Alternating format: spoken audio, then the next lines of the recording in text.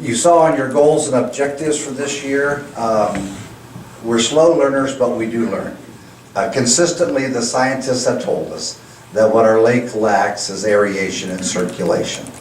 And once that is provided, the lake responds very beautifully. One of the things that we are desperately trying, and I will tell you, your management team has been a driving force in this, is to bring people back to the lake. So we've been haranguing a company called SolarBees to come to our lake, and just recently that finally came to fruition. They actually sent us a proposal for a pilot. The neat thing about SolarBees is that they're solar operated, which takes the expense, the O&M expense, operating and maintenance, out of the equation. To run an irrigator takes about $200 to $250 a month in electricity, plus the cost of getting the electricity to the site. The really neat thing about SolarBees is that you can haul them into position. Their panels collect their energy from the sun, a la SolarBee, and they pump and circulate. Our goal is, and what our pilot is to, based on numbers and how the lake has responded to aeration and circulation at other places, like Joe's, Linear over at BEMS, Windermere Bay down here, the readings on their channels. Our goal is to put 2 of them. Do you have that schematic? Did that come through okay? No. It didn't? Okay. At Second Beach at St. Mary's. One actually in the beach area, and one out in the lake proper right in front of it. Yeah, the state years ago put that protective arc of rock around there, and it makes a perfect, almost sequestered area. But if numbers respond, like other pilots on the lake, there is a possibility that maybe a beach could be open, and that would be huge to bring activity back to our lake. No promises, obviously, but certainly worth pursuing. The second piece of that is we continually work with Salina. As you know, they draw their water out of the lake. And the second part of this pilot is to cluster 4 of them around their water intake to see if we can lessen the toxicity of their water before they treat it with aeration and circulation. As usual, as we do with everything, it's all about the science. We'll have a 30-party validator be measuring the results as we proceed through this thing. But it's pretty exciting stuff. It's one more attempt in lake to bring some remedies possibly. So it's pretty cool. On a side note, in the watershed, and I certainly don't want to steal any thunder, but I think probably, well, I know it's on our website, you've seen the interest in gypsum as a topical additive to our soils to bind up the phosphorus.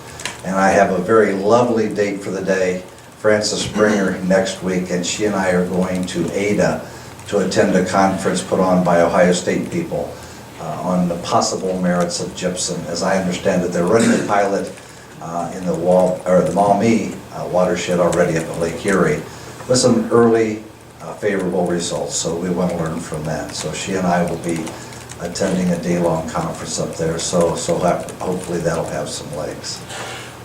And with that, because of the brief agenda, unless there's questions, Ed? Comment on the Lions Club. Yes. One in the hot water hole. Yes, hopefully you all saw that. I'm so proud of how civic groups are responding, and hopefully it will foster others. We're all about aeration and circulation, just like this pilot. And the Lions Club, initially from Salina, came forward and said, we'd like to do something to help the lake. First they were going to give us money, and to us, whether they put technology in the lake or give us some money, it's all about what's best for the lake. So they are funding either one of 3 locations, and the reason it's still kind of iffy is we want to run some science on it. But either aeration in Pullman Bay, which is on Lakeshore Drive, or the historic hot water hole, which is on Lakeshore Drive, or possibly what's now being called the Salina Harbor, which are the boat slips right there by the shelter house. The SolarBees people are telling us that with their cluster of 4 around the Salina water intake, that will benefit that Salina Cove right there, that Salina Harbor. So, but anyhow, we're still talking, but One of those 3 places will be aerated with Joe's linear aeration. And any aeration in this lake is wonderful aeration and very beneficial. So thank you, Ed, for reminding it, and kudos to the Lions Club. And we got a before and after. Before and after aeration. Yes. Okay. Yes, sir. What is the cost of the SolarBee? About 59? 53. 53? Total, about 59 with total. This initial phase would be a pilot, which means they would bring them in at their cost. They also have, and kudos to Tim on this one, big time, we inquired about a rent-to-own. As you know, at least to this point in time, all our funds, as yours is, comes from the public support. And so if we can stretch that out and make it fit cash flow better, that helps us tremendously versus a big ticket item. So they do have a rent-to-own product, or process, assuming favorable results. And they're already in the county, but primarily with sewer plants. They use them in their sewer lagoons to aerate and circulate. So we know the technology works. We just need to test it in the lake. And So, this will work back into the channels, the boat dock channels and stuff like that? yeah, what the process is, Mark, can you bring that picture of the, this is what they look like. Basically, it's a process where there's a motor that sits on the top of them. It draws the water off the lake bottom, brings it up that tube, and then dispenses it horizontally across the top. And you get this going on. But again, based on the science, if you keep that mixed up, then the blue-greens can't become dominant and the browns stay dominant. And based, again, on actual readings at Windermere Bay, BEMS, and other places, the aeration piece drives down the microsystem numbers significantly. If we can get those numbers low enough, then of course we could open a beach for usage. Milt, any more information on the alum treatments, the effectiveness from last year, or whether there'll be any additional treatments? And well, I think you all heard the director lay it out there pretty clearly. Last meeting here he came.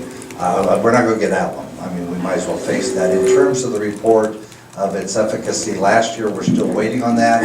Our understanding is it has been drafted.